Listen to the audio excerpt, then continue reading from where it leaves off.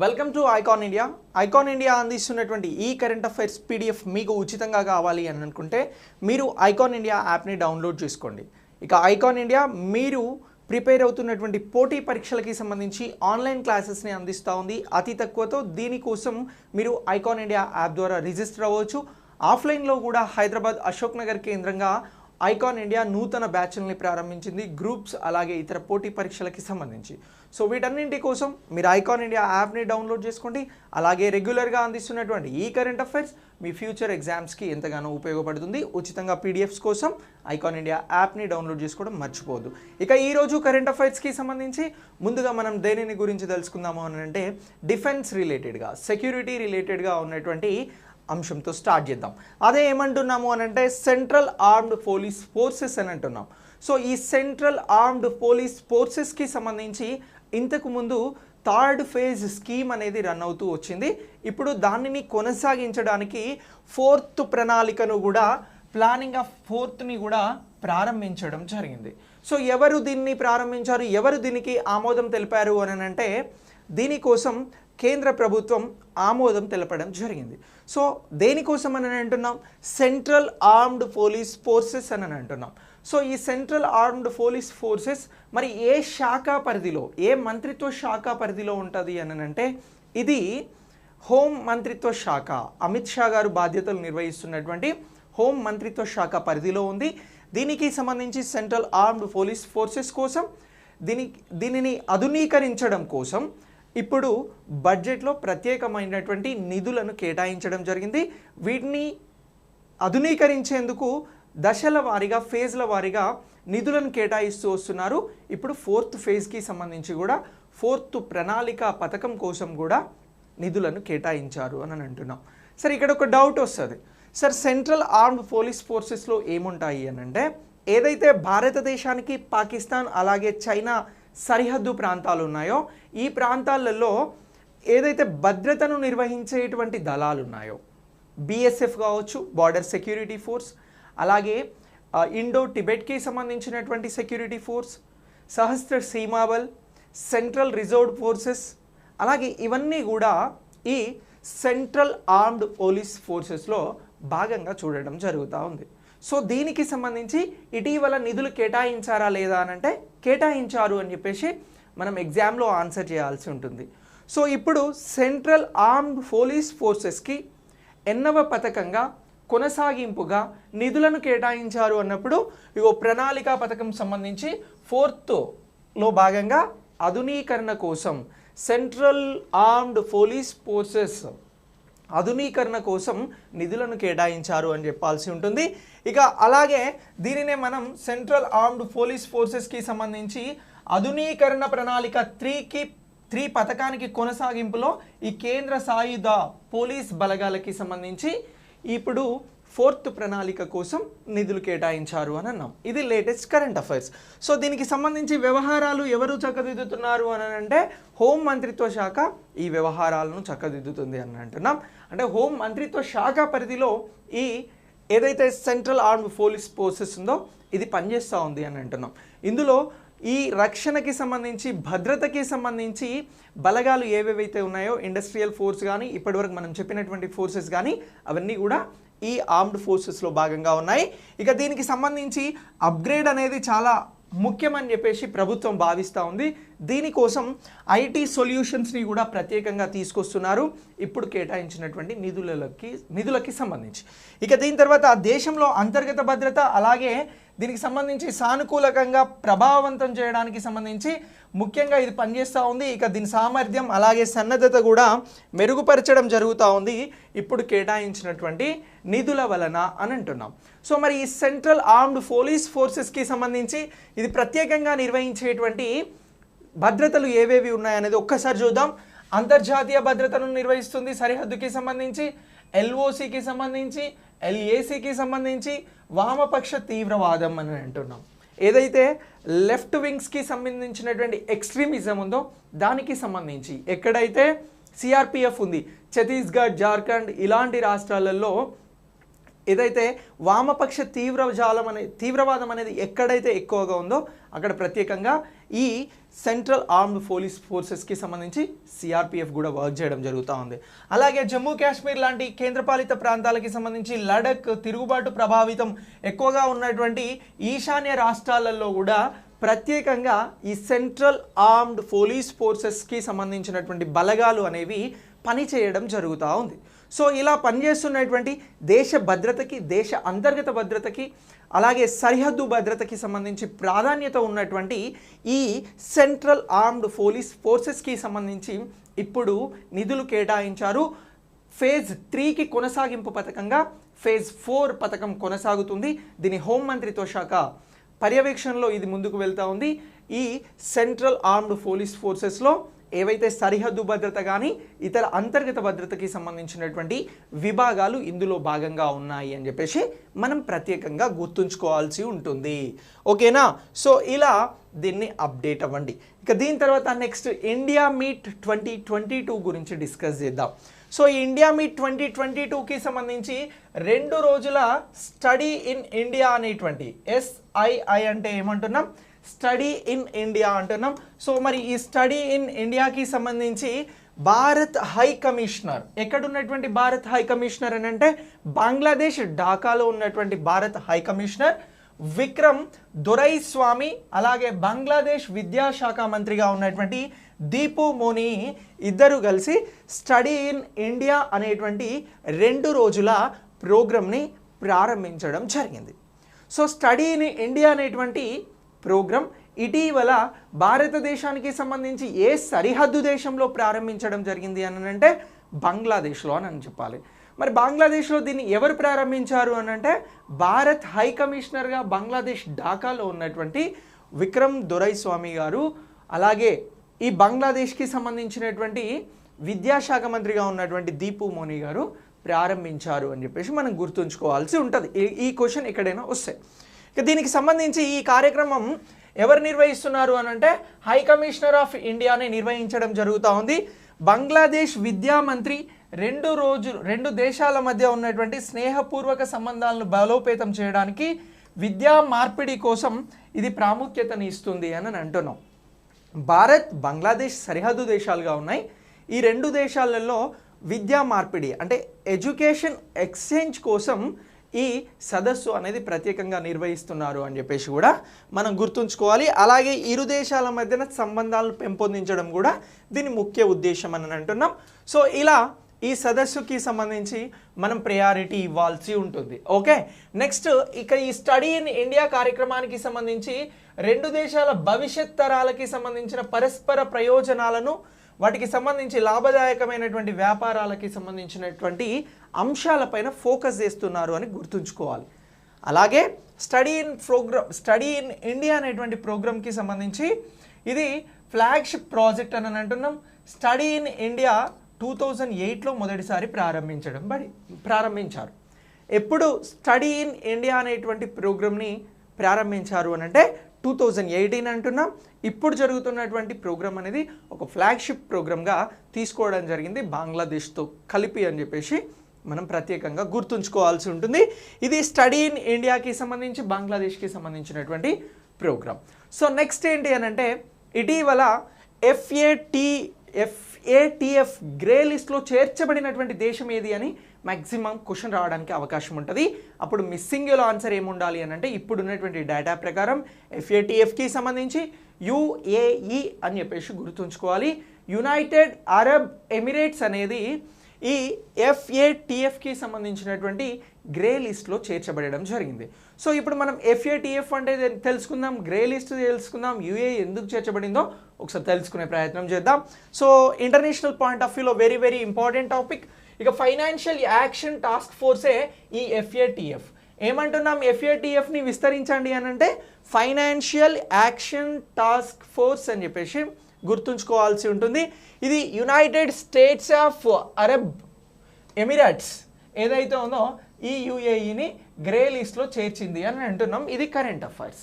So ఇది ఎందుకు grey లిస్ట్లో చేర్చింది అని అంటే యాక్చువల్గా ఈ FATF ఎక్కడి నుంచి వచ్చింది అని అంటే 1989లో స్థాపించబడినటువంటి G7 దేశాలకి సంబంధించిందే అంతర్ప్రభుత్వ సంస్థ ఈ FATF. అదేమంటున్నాం, ఫైనాన్షియల్ యాక్షన్ టాస్క్ ఫోర్స్ అని అంటున్నాం. సో ఈ G7కి సంబంధించి United Kingdom, United States of America, Japan, France, Canada ఈ దేశాలన్నీ కూడా G7 దేశాలుగా ఏర్పడడం జరిగింది.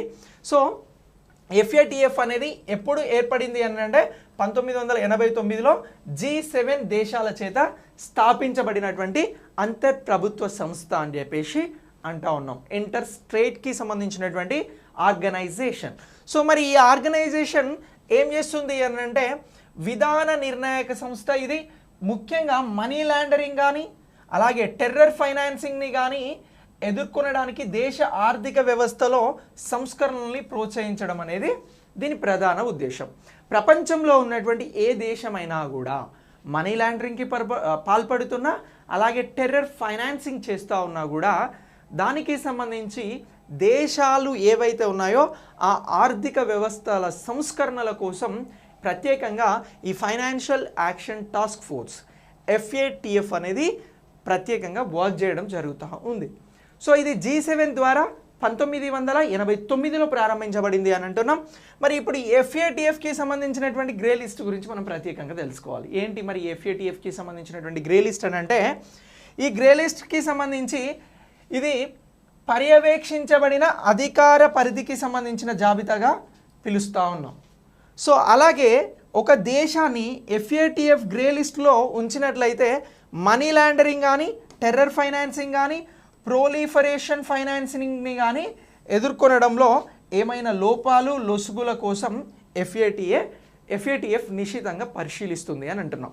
ఇప్పుడు ఈ FATF దేన్ని గ్రే లిస్ట్లో చేర్చింది అని అంటున్నాం, యునైటెడ్ అరబ్ ఎమిరేట్స్ని చేర్చింది.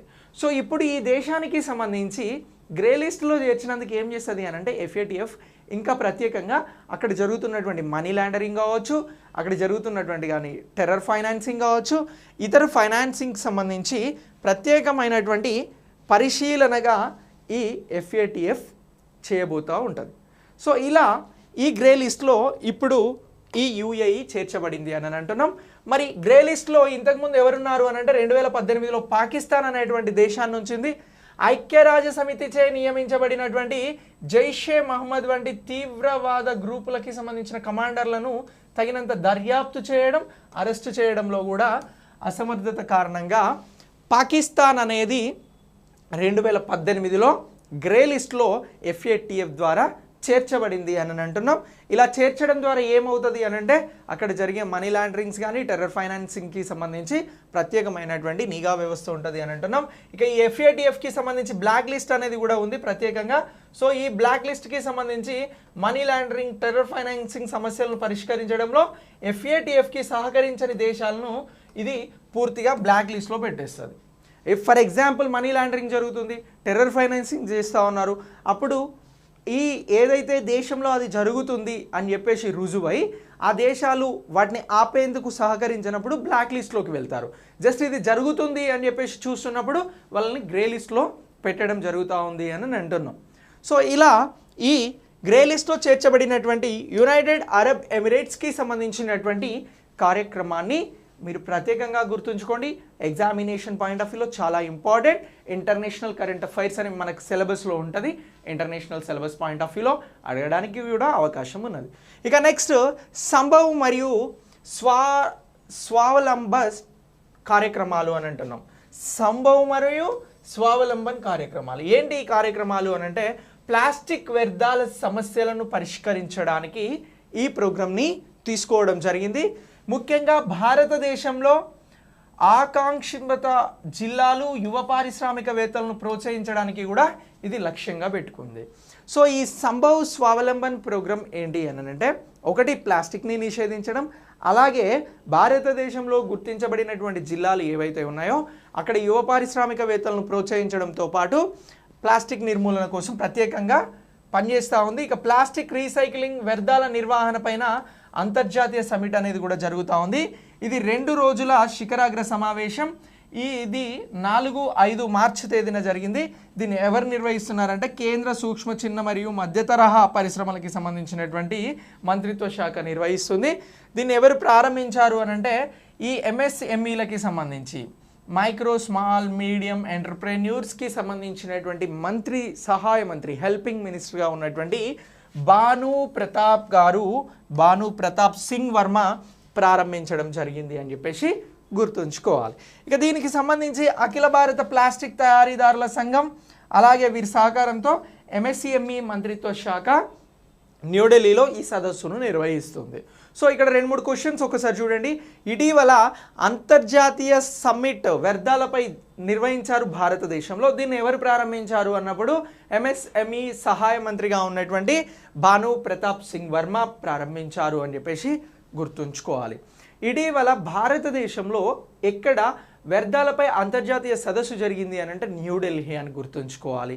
సో ఇలా ఈ సదస్సు అనేది ఇంపార్టెంట్ అంటున్నాం.